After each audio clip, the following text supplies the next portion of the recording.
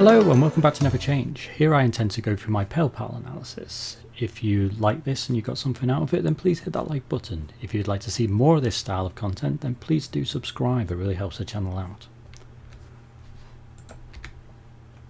So what is PayPal?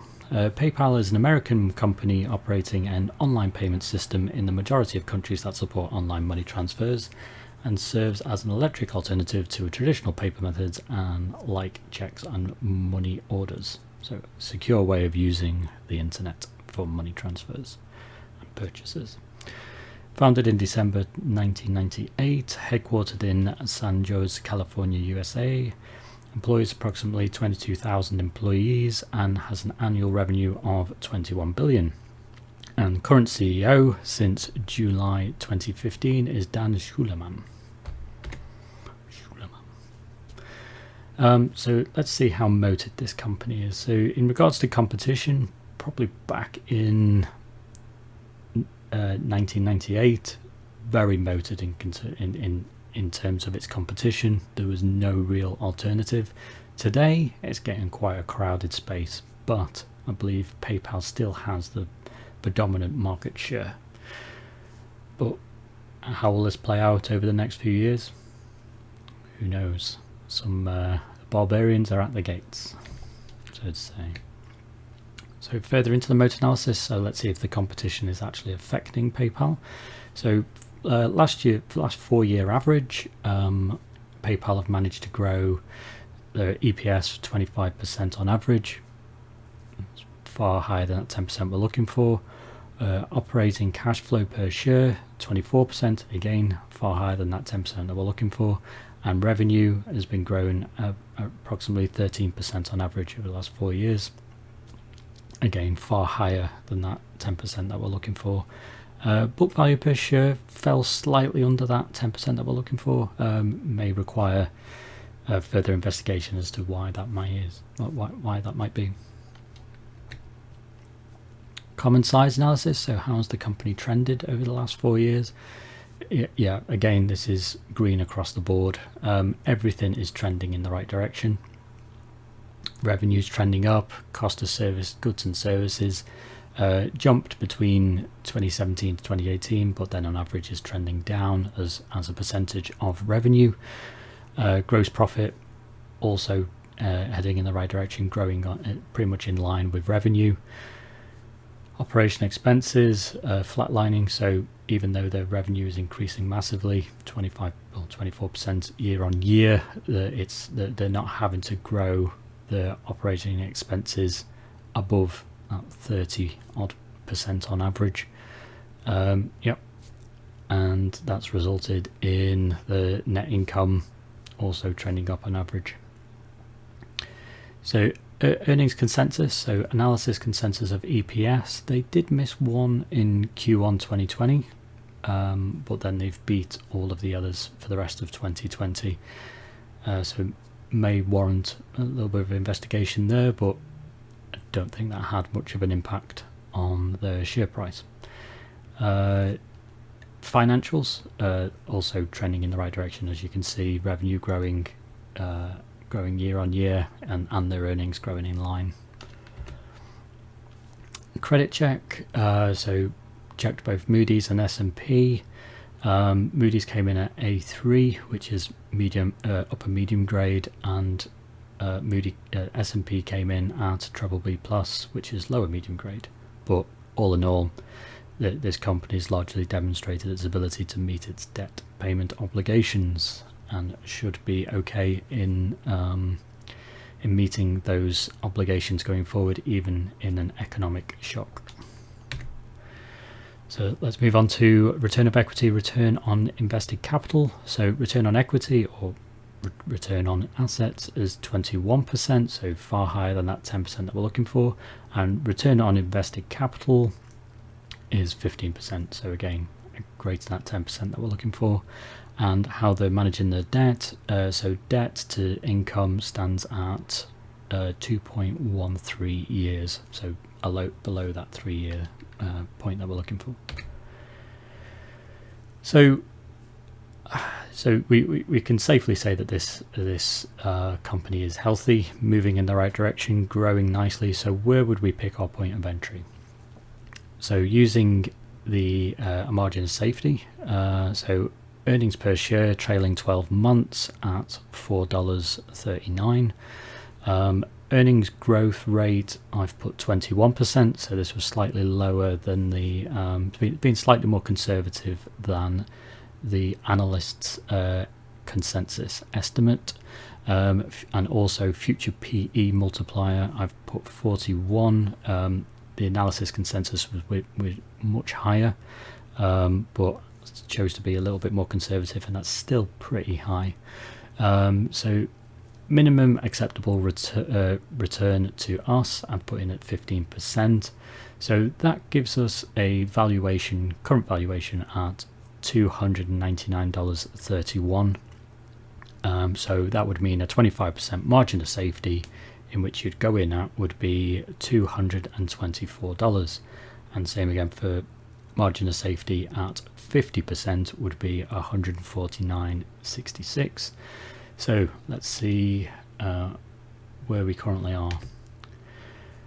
So as of filming this, so this was the 20th of the 5th, so it's currently trading, stock price is currently trading at about $252, so it's roughly halfway between the valuation of $299 a share and the 25% margin of safety, so it's probably roughly about 12.5% margin of safety.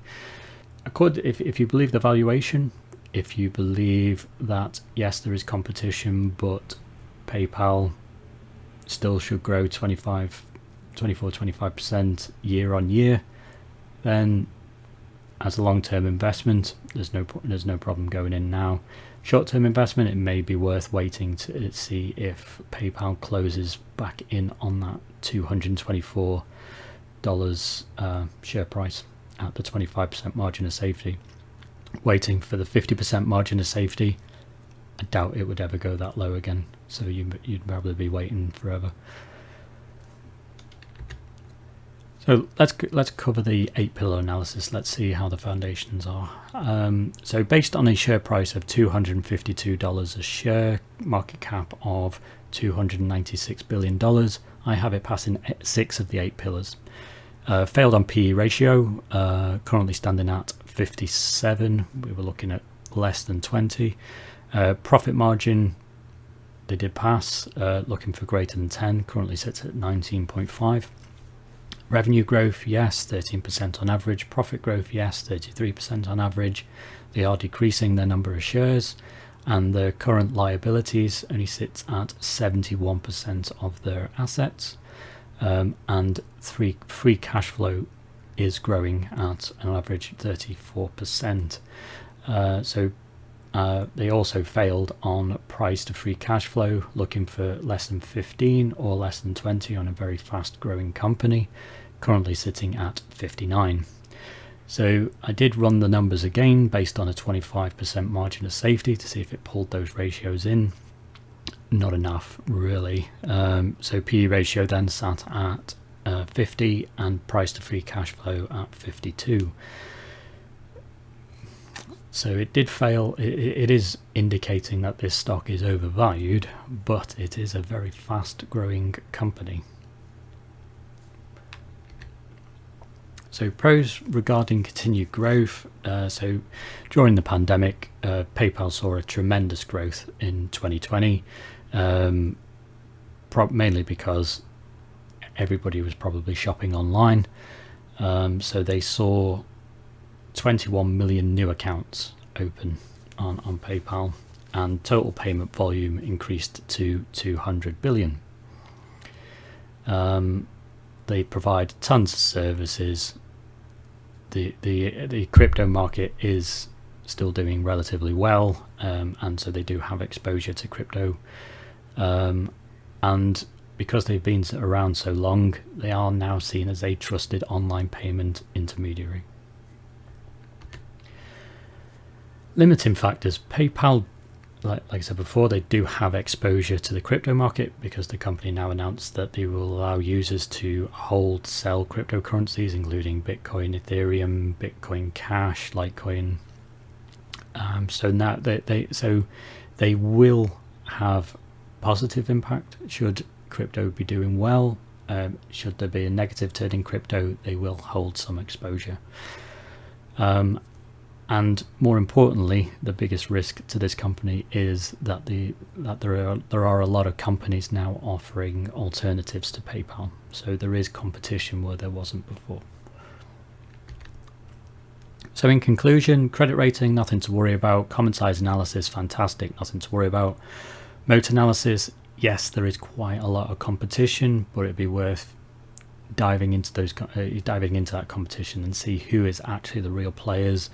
And could anybody in the near future offer a credible alternative to PayPal? Return on equity, return on capital invested, no issues there. Long-term debt, no problem at all. 8-pillar analysis, they did fail 2 of the 8 pillars, which was indicating that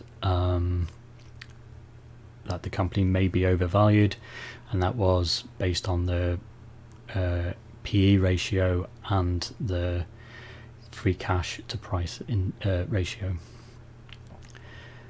So all in all, PayPal has huge growth potential moving forward. Analysis consensus is projecting at least 22.8% year-on-year growth over the next 5 years, which is phenomenal.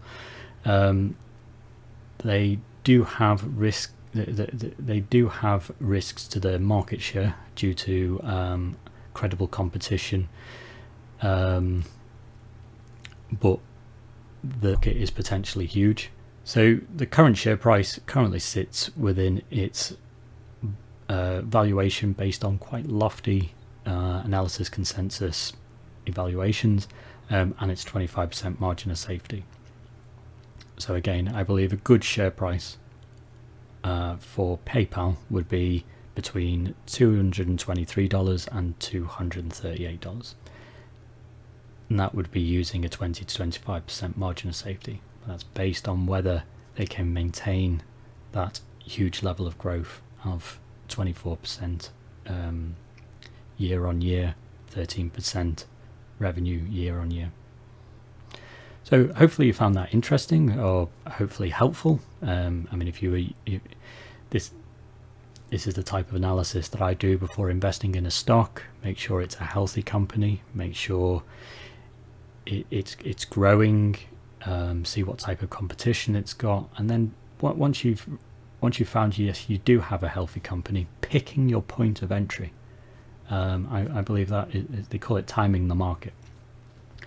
I do believe that's probably one of the most important points, because how many times have you found a really good company, you've gone in, the next day it's dropped, and it's probably dropped because at that point that you went in, it was probably slightly overvalued.